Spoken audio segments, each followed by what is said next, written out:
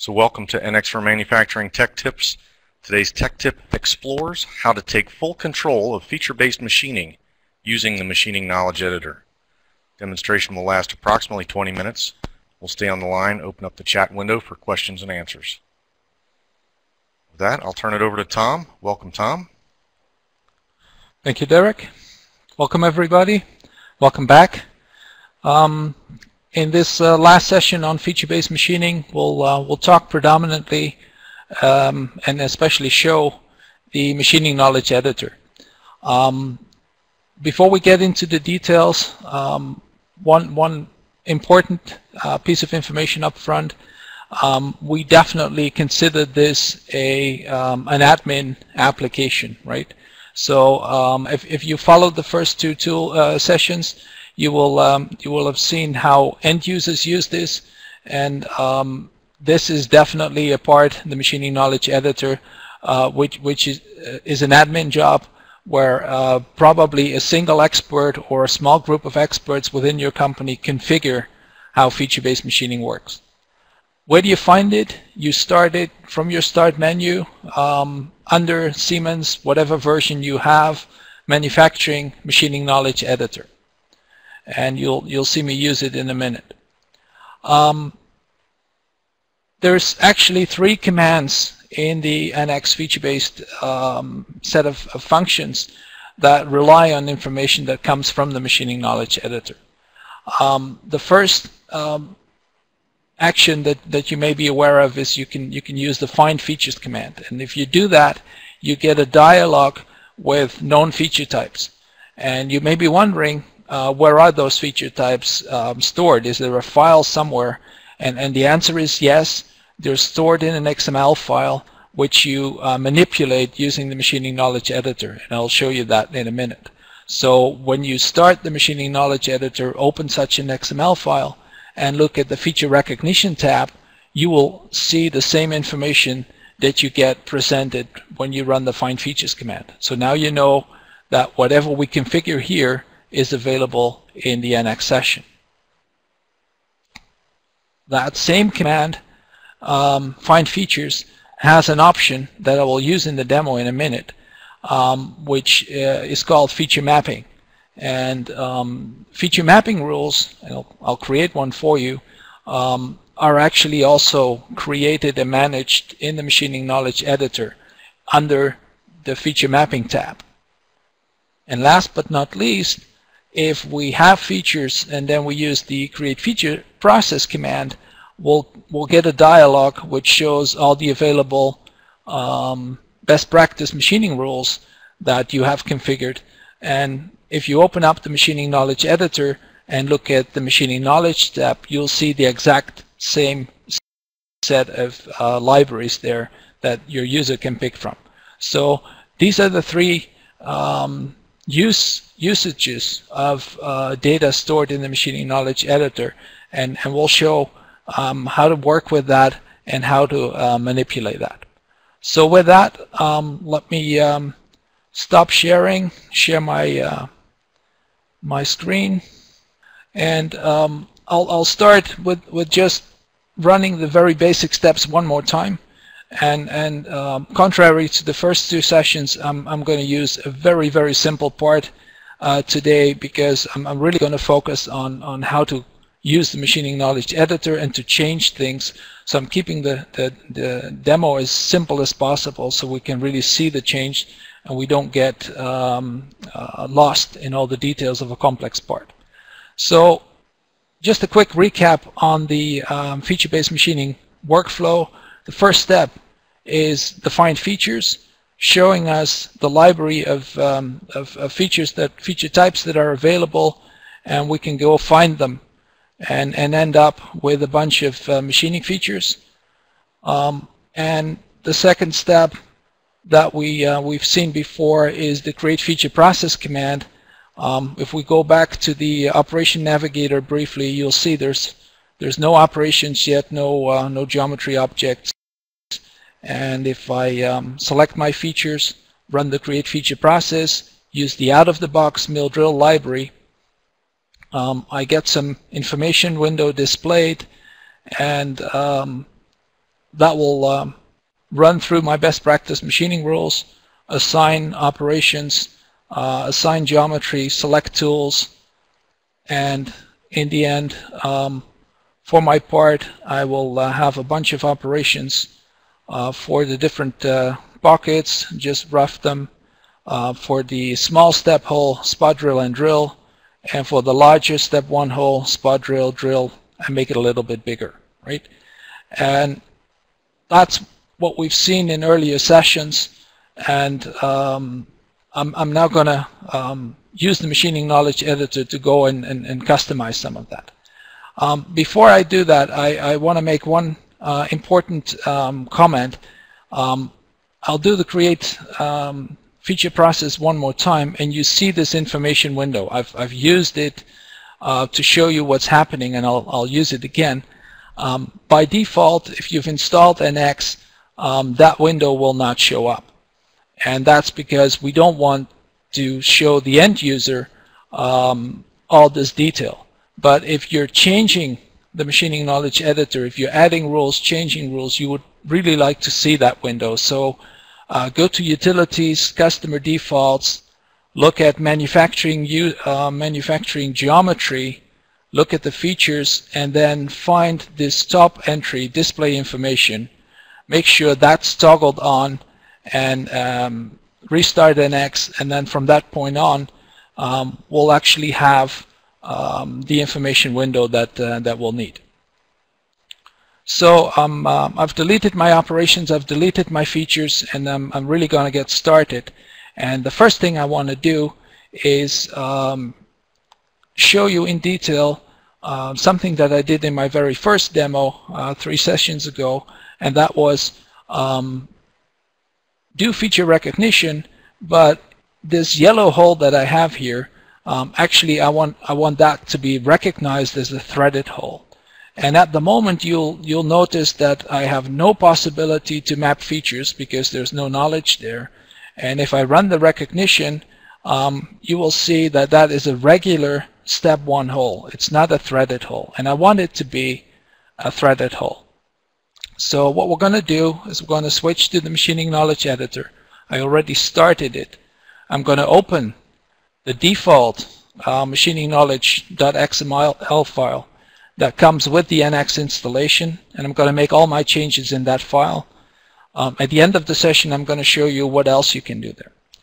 We're going to start, as I mentioned, with feature mapping, and going into the feature mapping area, you will see nothing there. So what I would like to do is create a new mapping rule, one of them. I can give it a name, so maybe map test. That's my rule. My recognition will typically find a step 1 hole, as we just saw. There it is, and I want to change that into a step 1 hole with thread. I can pick it from the list. I use the F8 key to bring up the whole list, or I can just type. And that's the basic entry that I need for a mapping rule. I recognize a step 1 hole. I want to change it into a step 1 hole thread under certain conditions. I only want to do this if my recognized features color equals 6. And that's actually, if we go briefly to the next session, if I pick the face that I'm interested in and I do object display, it's a yellow face and it has the number 6. So normally if I would recognize the feature, it would have a color 6. And for me now, in my new mapping rule, a color 6 means I want to change my regular step 1 hole into a step 1 hole thread. And I'm going to add some conditions. I'm going to say my hole is 10 millimeters. I know that. So if my more worked feature diameter 1 equals 10, then I want my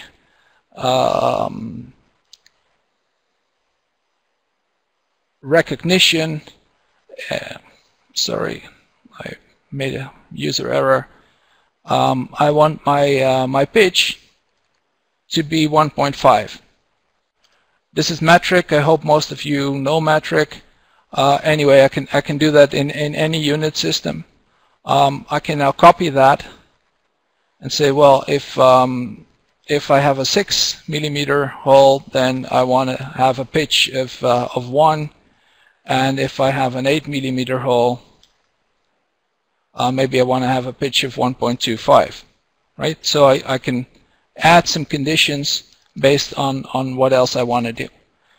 There's a few more things I need to do. I need, for instance, to set the thread depth, and maybe or the thread length, actually. Maybe I want to put that and make it identical to the feature depth that I found, and so on and so forth. I actually have most of the conditions predefined that I need, not to waste too much time, so I'm going to copy those from my notes, paste them in, and this one's double, so I don't need that anymore. Let's review that briefly. So if I have a diameter of 6, then my pitch is 1. If it's 8, it's 1.25. If it's 10, it's 1.5, and the rest is pretty much generic. I want my major thread diameter to be the same as my recognition diameter. I want the thread rotation to be right, or I could make it, if I want that, I could make it a left, but I want that a right rotation thread. I have the thread length specified, and my tap drill size is basically equal to my recognized diameter minus my pitch, right? I can save that, and obviously this is an admin job. Not everybody can figure this out, but if I now go back and run my feature find command again, my find features command again, it will take us slightly longer because it was reading my XML file.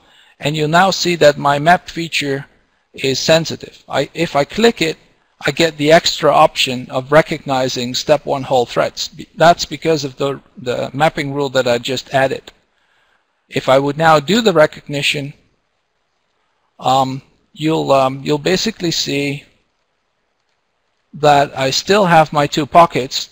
I still have my regular step 1 hole, and I now have my step 1 hole thread, because that was a yellow hole, and as a result, if I now use my create feature process and use the standard knowledge, hopefully this hole is no longer drilled, but it's being tapped and tapped as well. So running that through,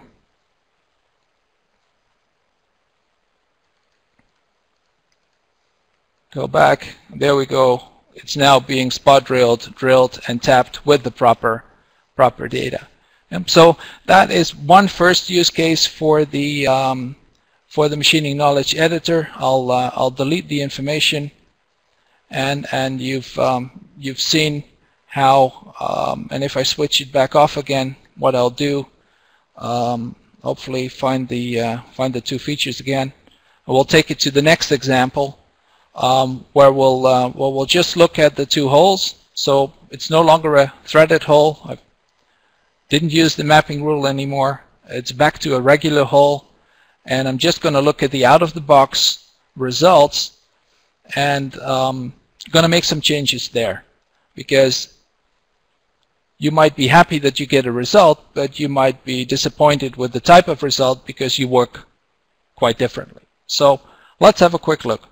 I did the 2 features, and if I make the window slightly smaller, move the part up a little bit, right? You'll see, as I mentioned before, both holes being spot drilled, and the larger hole being spot drilled, and finally drilled a little bit bigger.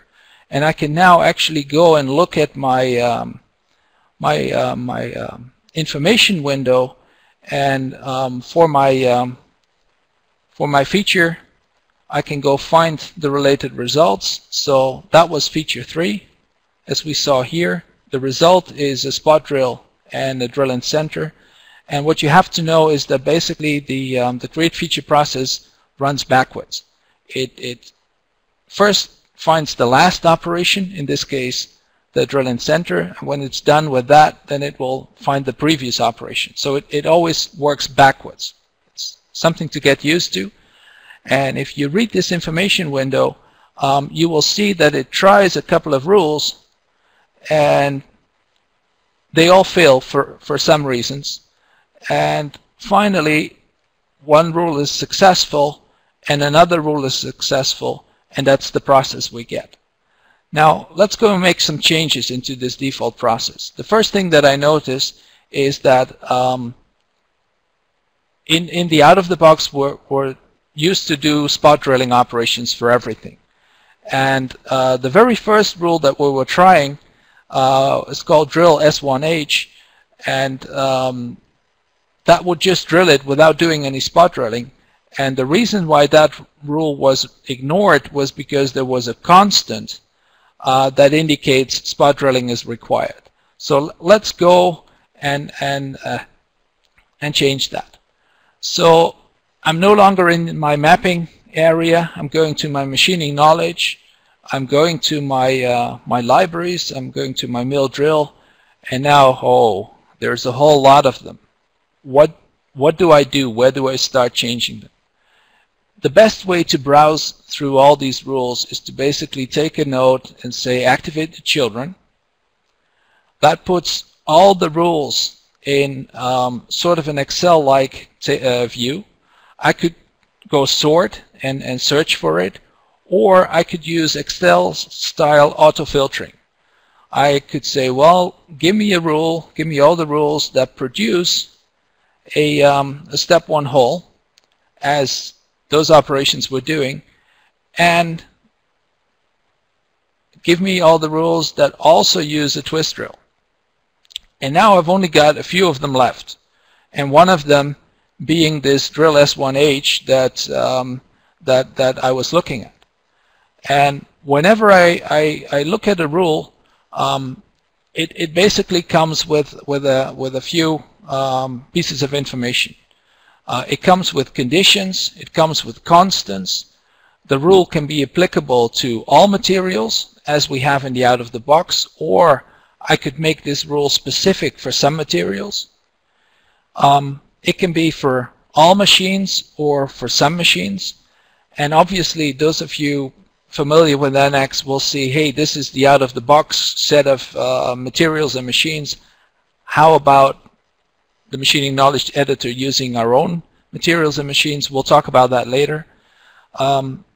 It will contain explanation on the rules. It can contain an image. So if I look at one of the others, right, there's a lot of explanation in there. There could be an image in there that shows exactly what this rule does, and each rule basically is a transition of some input geometry. In this case, a pocket round tapered as a start geometry. It's using a twist drill, and it's producing a step 1 hole feature. So input feature, output feature, the tool that it's going to use, and the template that we're going to instantiate. And one of the first things I could go do now is maybe change to a different tool. I would hit F8, and I would see, just like in NX, I would see all the different tool types. So instead of a twist drill, I could make this an indexable insert drill, or just an insert drill, right? Whatever I want. I'm not going to change it. I'm just showing you what you can do. The same is true for the operation class, or the templates. Hitting F8, I could see all the different types of drilling and milling operations, templates that I have. This is using the drilling template from the machining knowledge template file. I could use brick chip drilling, I could use boring, whatever I have in my templates, right? Not just out-of-the-box templates, but your own as well. So I'll just leave that to what was I using drilling, right?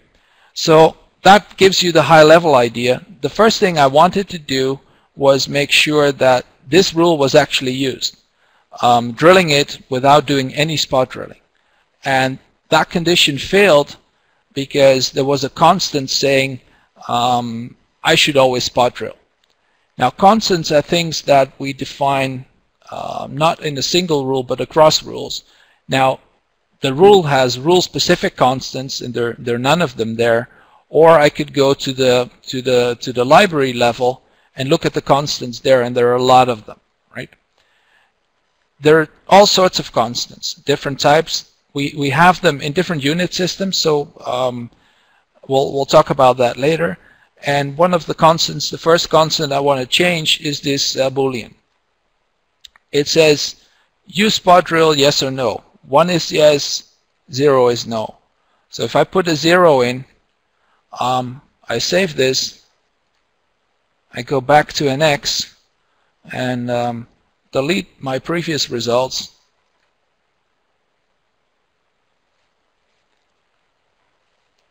Go back to my features, run it again,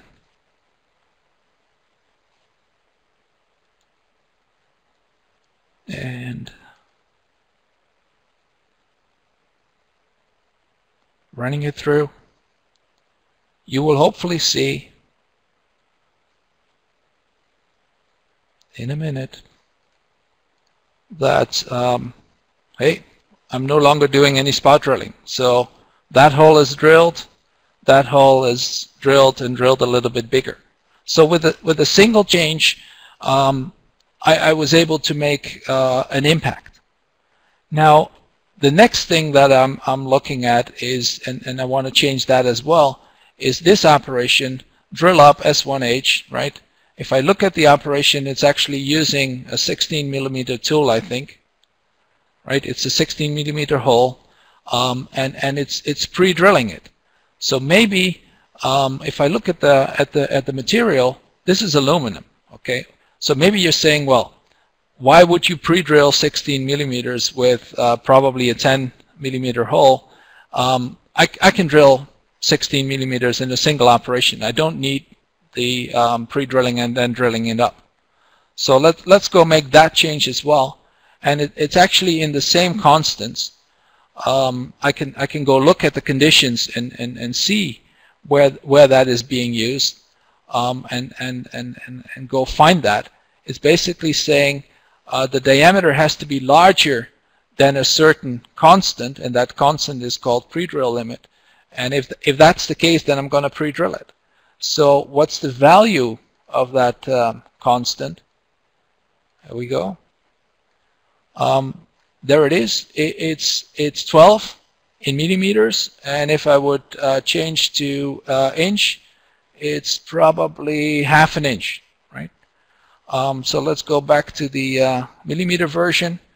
I can now go change that pre-drill limit from 12 to, let's say, 20.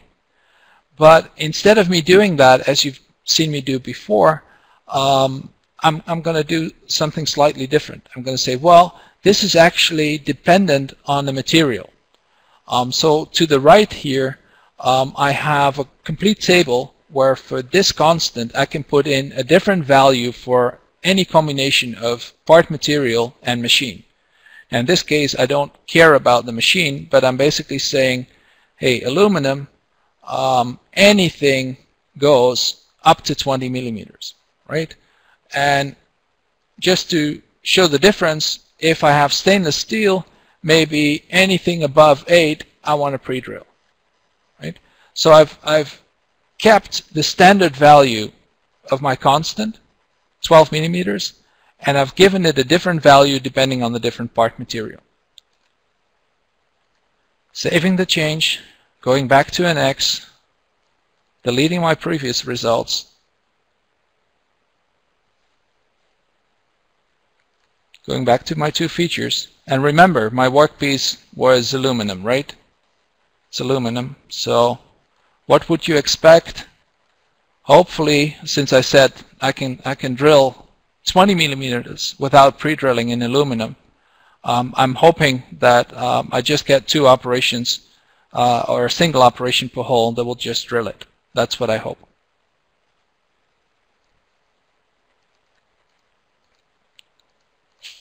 Let's see, and that's where we are, right? Exactly what I need. And if I just go back and now change the material to a stainless steel, run it again,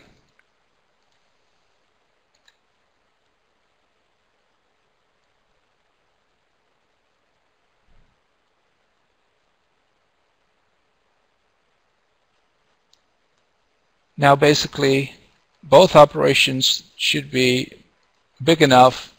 They're both larger than 8, so both need to be pre-drilled. And if I would change it back to copper, one of them would be drilled in a single operation, the other one would be drilled or pre-drilled and drilled. Yeah. So the constant mechanism is a way to change out-of-the-box stuff without really defining any new rules. And it's pretty quick and pretty simple. The last thing I want to do is quickly show you how I could generate a completely new rule for a standard feature. And I'll do that in the TechTip rules library that we used last week. Right? In last week's sessions, we did some operation teaching and we created those rules from NX automatically. Now let me create a new one, a machining rule. I'll call that my pockets rule, and that's basically gonna machine a pocket. You see all the feature types. Pocket rectangular straight. I don't need any pre-machining operations.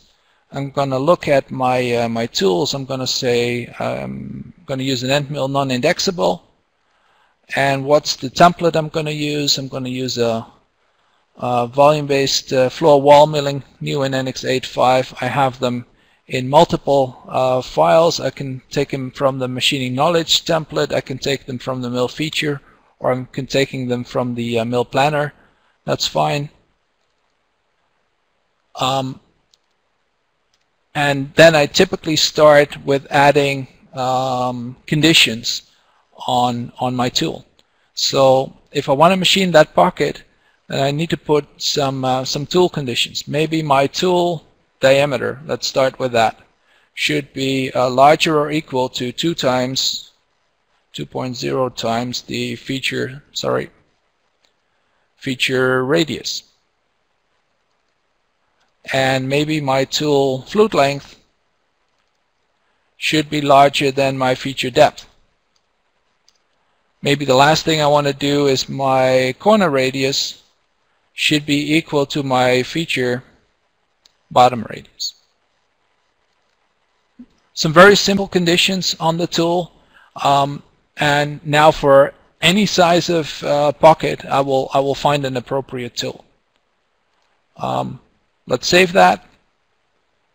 Go back to my NX session, and I'll just use this single pocket. Use the create feature process. Now I'm not going to use the out of the box, as you saw me do that before, but I wanted to use my own rule. So instead of using the mill drill, I'm going to use the TechTip rules library. Everything else is going to be the same. And hopefully it will pick my rule. It did something, so let's have a look. Yep, it picked my pocket rule. So it knows what the geometry is that we need to machine. It actually picked a tool that has a very large diameter, so I obviously made a mistake there. And that's something I need to correct.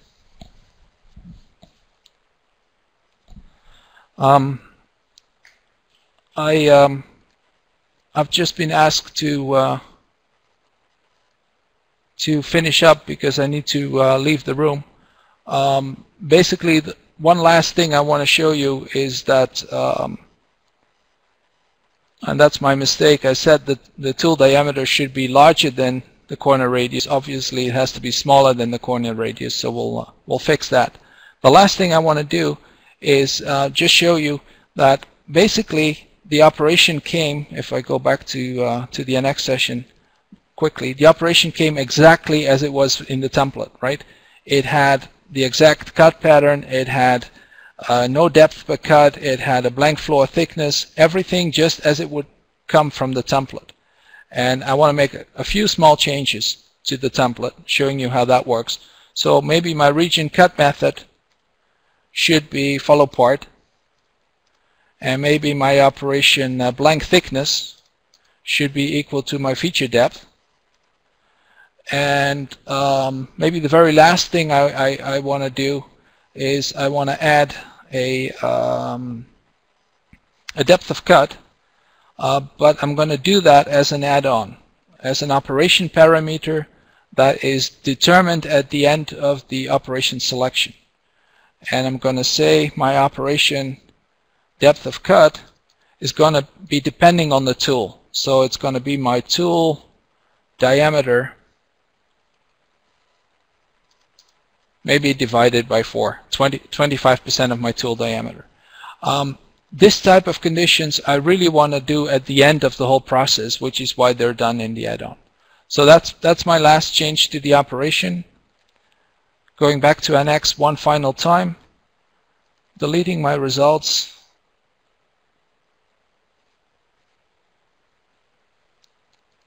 and creating the process one more time.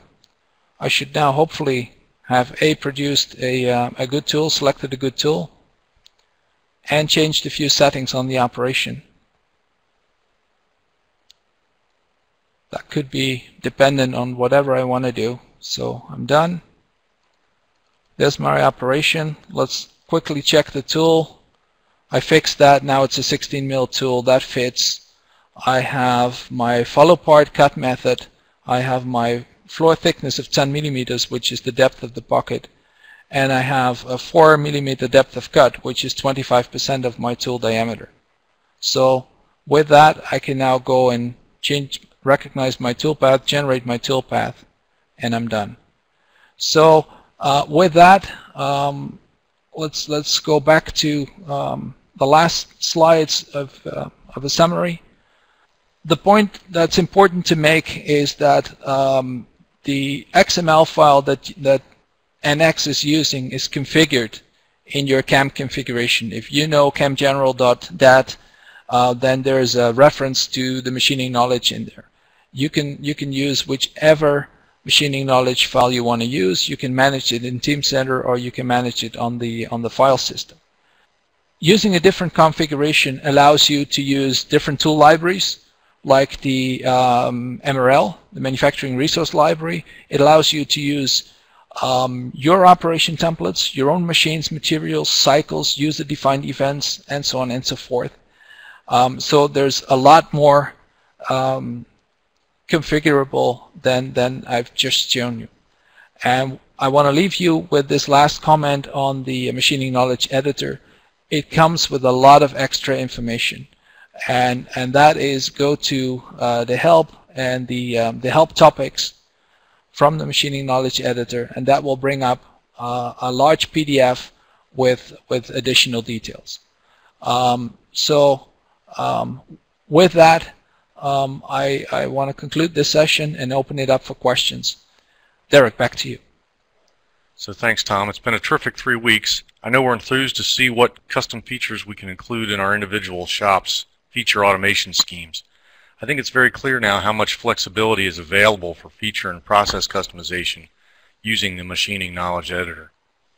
As always, the conversation will continue at our discussion forum, where you'll find all the Tech Tip recordings, as well as the questions that come out of these sessions. I encourage you to use the forum to replay these Tech Tips and to continue to ask questions and add your comments.